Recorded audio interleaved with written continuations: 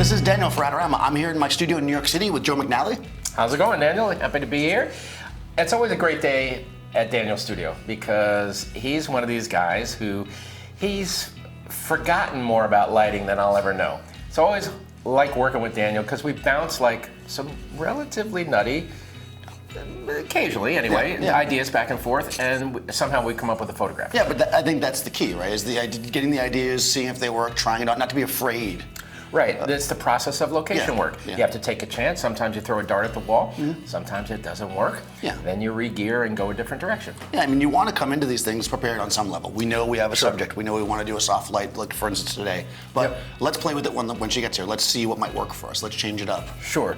From the pictures I have of our very lovely subject, Mary, she's got a really kind of a glowing kind of a look. She also got a bit of a power look. You know, she can project easily into being a corporate executive, that type of persona, you know. So you want to light her strong and have her presence noted, but you also want to kind of really wrap some light around her in a very careful, wonderful way.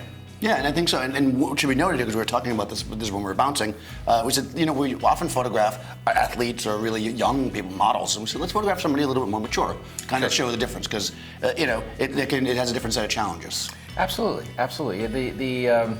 The setup that we have here in the studio, and your studio is very conducive to it because it's basically a white box that gets a lot of kind of southern and western exposure. You know, there's a glow to it. So basically what we've done here is kind of mimic that glow. You know? Yeah, exactly. It's one of the things, when you're in a daylight studio, it's great because the daylight's here, but when you're doing assignment work, which is what we're trying to emulate here, you need to be able to set it up so that you know it's going to be consistent. So we basically went with the feel of the studio, but made it our own with some lighting. Sure. Do you want to talk about that lighting, or let's just leave it a mystery? Yeah, you guys, you don't need to know about the lights.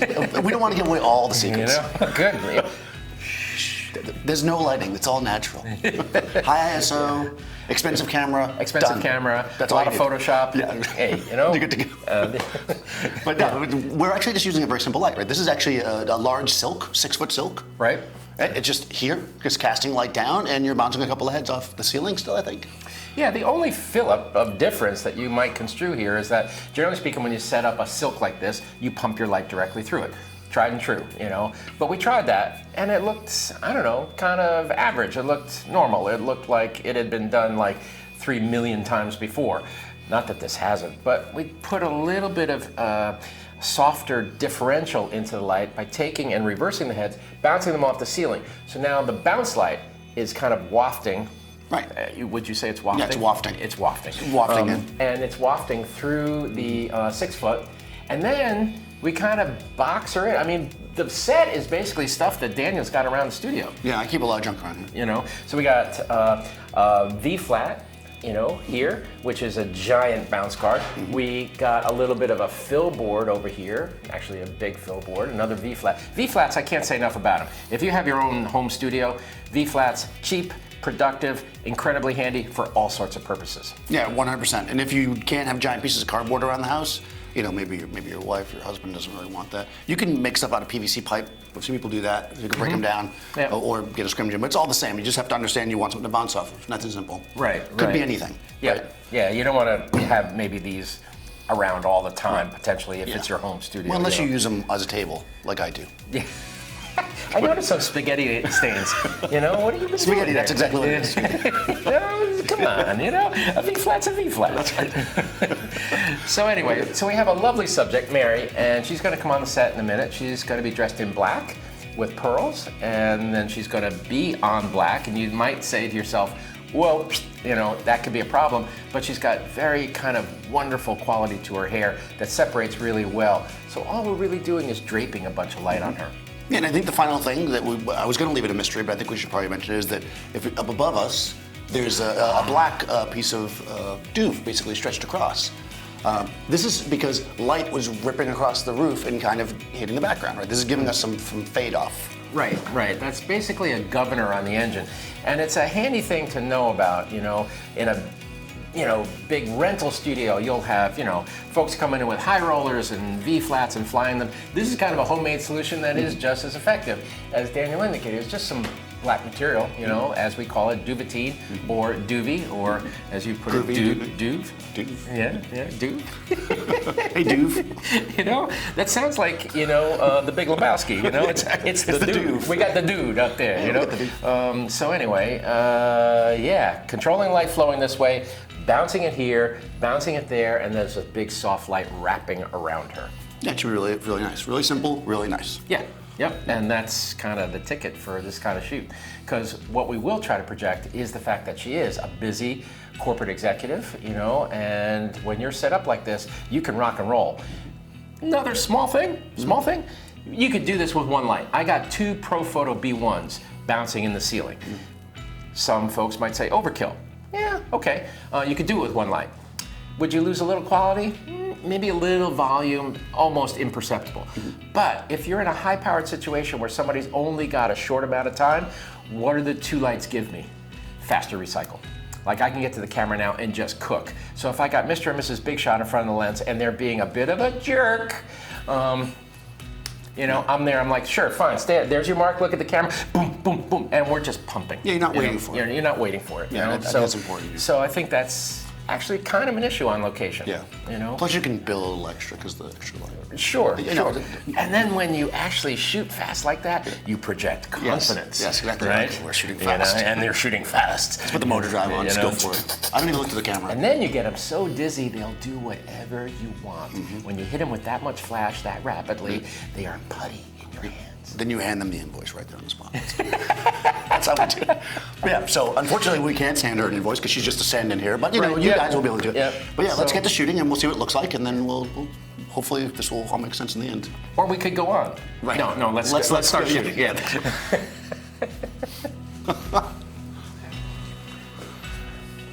All right.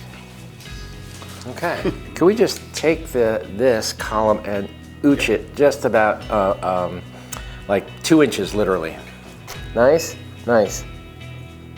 Cool. You know, she's got a lot of interesting things going on with the glasses and her arms. So let me switch up to 2470, please. Something that a high-powered executive would, you know, be seen at the office, just kind of just there. Is that good? Mm-hmm. All right. Simple and beautiful. But this Like it's picking up everything, so it's going to be really, really light, right? In the makeup. Yeah. Yeah, I mean, really light. we've lit her specifically, and maybe you could straighten the hair up a little bit, just kind of get a little bit of continuation to her hair. So, you know. Do you like the volume in the bottom, or do you want it Well, I'm talking about like crossing over in here. If this could be kind of a little bit just cleaned up? cleaned up. Yeah, no problem. All right. When you fold your arms here, just note that that is a natural break line. Like if you have your hand where I have it now, I'm gonna lose you right about here, and that might be an awkward crop. So try to think up, here, but not so much down. Okay? Nice. So I'm shooting the square format here in the 850, which is kind of cool. Feel like an old friend is kind of back in the arsenal here to be able to effectively shoot square format portraiture. Nice. Mary, you look wonderful. Perfect. Nice, nice. Bring your glasses up, you know. Nice, good look. Nice, nice, good, perfect. Yep. Think, you know, an ad for a financial, you know, mortgage firm or something like that, or, you know, some sort of, you know, do you really think your portfolio's in good shape kind of question? Yeah, there you go. Good look. And that's a wonderful smile. That's the first time I've seen you even crack, even close to a smile. And I don't blame you, Mary. I don't blame you a little bit, because you're in the hands of lunatics. Cool. Nice. If you notice too what's happening, those lights are basically recycling on the drive of the camera. I click, boom, I'm ready again. So that's kind of the nice thing about that little fast recycle. And we're not even stressing the lights. They're not anywhere near close to full power. So, yep, and I'm ISO 200. Just wanted to double check that because I didn't when I started. So embarrassing. Yeah, but it's super pretty. How are we doing over here?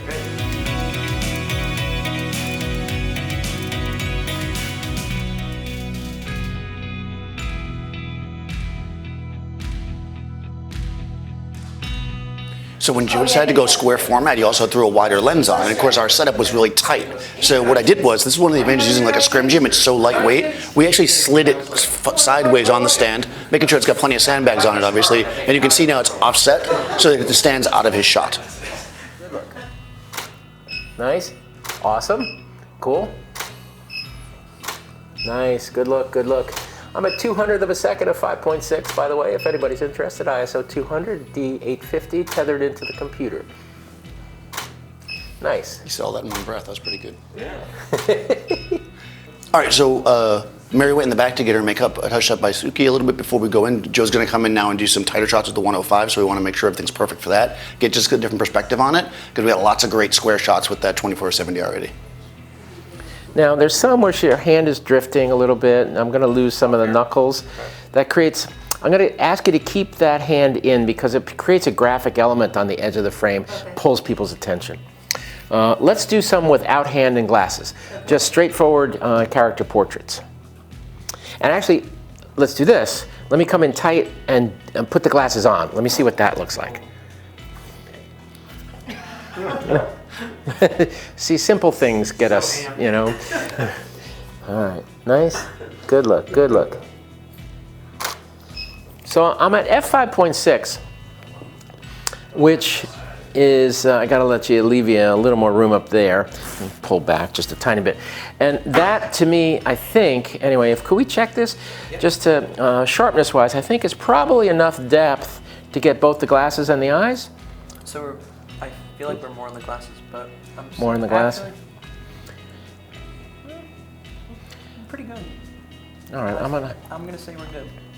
You know what I'm going to do? Let's see about this. And it may actually factor into our overall exposure if I do +1 into the lights, 8.4, 8.4, and I then will just go up 1 f-stop to f8. Might even make the background blacker. Now, that may be a complete fallacy on my part, but it's a, you know, you have to say something, right? I mean, you have to offer some sort of rationale for what you do as a photographer, and sometimes it's utter complete crap, but it gets you through the day, you know? No photographer I know can get through a day without 1 or 2 or 3 or 4 juicy rationalizations for why we exist. Anyway, I'm back. Just a little life wisdom there. Here we go. Nice, beautiful. Mary, you're awesome. Fantastic. Good, good, nice. The animation to your face is wonderful. Wonderful.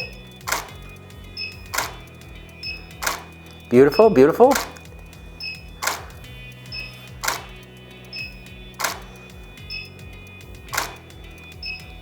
Beautiful, beautiful. See, I love working with somebody like Mary because she can do more with her eyebrows in terms of changing her expression and attitude to the camera than most, like, you know, kind of younger folks who maybe grew up on an MTV generation sort of video can do by doing, you know, this kind of thing, you know, very frenetic in front of the camera. She's calm, she's soft, she moves. And you have to, as the person at the camera, you really appreciate that. And you also have to keep up with it and catch those nuances of gesture. And it's nice.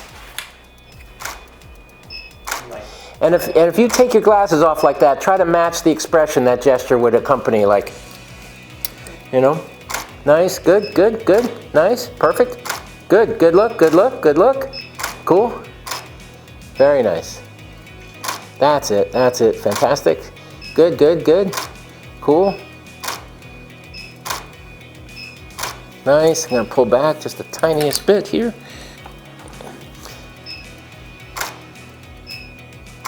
Good, great, fantastic. See, I'm seriously, you know, it sounds a little, perhaps, you know, over the top, you know, but photographing really good talent in front of the lens is like Christmas morning. Because it's a gift, you know, there's just ongoing gifts and they're surprising, you know, expressions, and you just have to be on top of it. You don't want to lose it. You don't want to miss it. It's fun.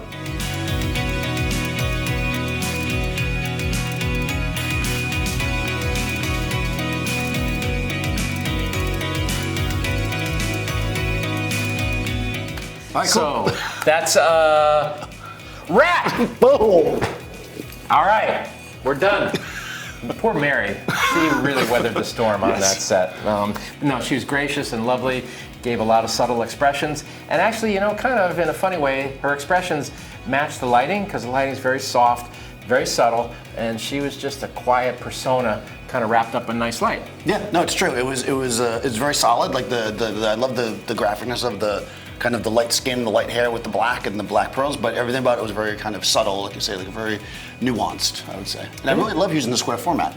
Yeah, the square format's, It's interesting too, because obviously you can just crop something square, but when you're shooting it to square, you think differently when you're shooting it. You do. It's a more of a formal kind of a format, coming from age-old cameras and whatnot that we kind of grew up with. And now the DSLR format is perfect, it's wonderful, it's versatile, but the fact that we have so much resolution in a camera like the D850, we can manipulate it. Yeah, exactly. So, I mean, why not? And what's nice now is that, and I mention this sometimes, is that because a lot of stuff goes on the web as its main resource, it can be any shape and size. You don't have to worry about, it's a magazine cover, it needs to be shaped like this. You can do horizontal, you can do square, Yeah, what? I think the next cameras are going to come out with some sort of format that crops to like a Facebook banner. Yeah. Because Hasselblad X-Pan. Oh, there you go. There you go. There you go. Everybody go out and get an X-Pan after this. You can find one. Shoot film, why not? That's what we do for Facebook. Have a camera dedicated to your banners. Yes. There you go. That's what they should do. Why wouldn't they do that? Yeah, of course. Why wouldn't you? Yeah. But anyways, it was really nice and simple. And this is the thing. Like we started talking about the character of the light matching the character of what we're trying to bring out in the person. Character portraits don't always have to be hard and moody. They can be light and open if that's the character. And speaking of characters, who do we have next on the set? I don't know. Should we say? I don't know. It's going to be the next video. Yeah. Yeah. You'll see. We've got a character coming your way. Indeed. So stay tuned to Adorama TV. Be sure to subscribe. Thanks for watching, guys. Thanks for Joe coming by. Thanks for having me, man. All right, we'll see you next time. All right.